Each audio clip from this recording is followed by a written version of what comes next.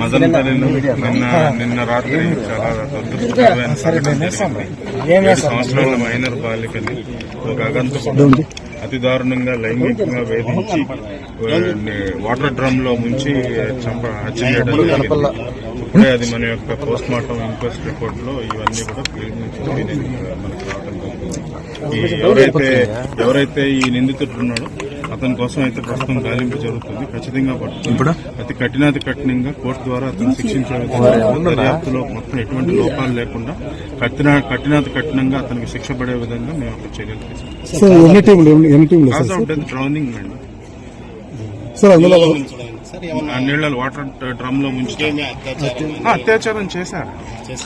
అత్యాచారం జరిగింది, నీటిలో ముంచి చంపడం అవన్నీ లేదండి.